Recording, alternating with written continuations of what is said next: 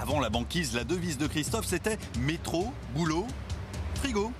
Et oui, pendant 5 mois, ce Dijonnais s'est enfermé à moins 37 degrés dans ce tunnel de congélation, 2 heures par semaine. Je respire des petites particules de glace, donc ça brûle. J'ai un peu froid aux extrémités, vous voyez les gants, tout est durci, tout est complètement gelé. Notre hantise, c'est de le retrouver congelé sur son tapis qui bouge plus. Le marathon du pôle Nord, ça fait 10 ans que ça dure. Jusqu'à moins 40 degrés, c'est le marathon le plus froid du monde, avec chaque année une trentaine de givrés. J'ai l'air horrible, mais je me sens bien. On décrit des boucles circulaires autour du pôle Nord géographique, 10 boucles de 4 km à peu près. Et à partir de là, on aura couru nos 42 km 195. Et ce qui est très amusant, c'est l'idée de faire 10 fois le tour du monde. C'est une belle image pour moi. 4h20 pour les meilleurs, 2 fois plus de temps qu'au marathon de Paris. La faute à l'air froid et sec qui irrite les bronches, aux raquettes et à la neige. Mais à Dijon, c'est sur le sable, autour du lac, que Christophe s'entraîne. La technique, là, ça me fait beaucoup changer l'amplitude de la foulée. J'ai quasiment 2 kilos au pied, entre les raquettes et les chaussures spéciales. Monte pas trop les genoux, reste en fréquence. D'accord, ok. Puis les glaçons, à l'heure de l'apéro. Christophe se réchauffe comme il peut en se rappelant ses derniers exploits. Et dire qu'il y a 10 ans, ce passionné de raid aventure pensait ne plus jamais faire de sport.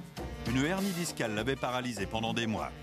Alors ce défi, c'est un peu une revanche sur la vie. Bon d'accord, question foule, ça n'a rien à voir avec le marathon de Paris, mais au pôle Nord aussi, il y a toujours des originaux pour se déguiser. Voilà, Christophe Lebrun, donc, qui a participé au marathon du pôle Nord et miracle de la technologie. Christophe qui est avec nous au téléphone. Vous m'entendez, Christophe? Oui, je vous entends, bonjour. Bah alors vous vous trouvez où aujourd'hui là? Eh bien, je rentre tout juste du pôle Nord à l'instant et je me trouve au Spitzberg. Alors c'est où le Spitzberg? Le Spitzberg, on est au niveau du cercle arctique. À peu près maintenant 1000 km au sud du pôle et 3000 km de Paris, au nord. Ouais, mais il fait quelle température là au Spitzberg? Oh, là, ce matin, il doit faire moins 18 à peu près. Ouais, bah ça va, il fait chaud là. Et... Voilà, je me réchauffe. Et la course, donc, elle s'est déroulée quand? Parce que je sais que vous avez eu un problème lorsque vous avez voulu décoller, je crois, ou atterrir, je sais plus, la banquise s'est fendue, c'est ça? Exactement, oui, la course était programmée pour le jeudi 7 avril. Et donc on était dans l'avion en phase d'atterrissage sur la banquise et la glace s'est rompue au niveau de la piste. La banquise a craqué, la piste d'atterrissage s'est disloquée quelques minutes avant l'atterrissage. Donc on a eu juste le temps de faire demi-tour, retourner au Spitzberg et attendre 48 heures que l'équipe du camp polaire puisse refaire une piste. Et la course a donc eu lieu hier. Et alors ça s'est passé comment pour vous cette course alors? Eh bien ça s'est passé comme prévu, si je peux dire, en fonction de la préparation. La température était de moins 36 degrés cette année. Le parcours était de 14 boucles finalement et non pas 10 boucles.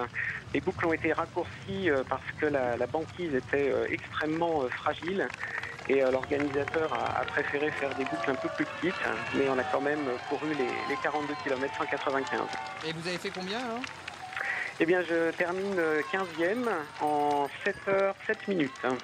Eh ben parfait Christophe, et pas de soucis, pas de problème tendineux, pas de rhume. Vous êtes pas enrhumé? Alors non, je me suis pas enrhumé. Par contre, j'ai quelques brûlures par le froid.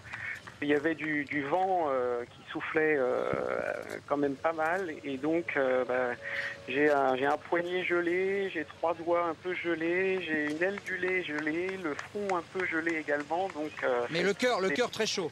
Le cœur très chaud.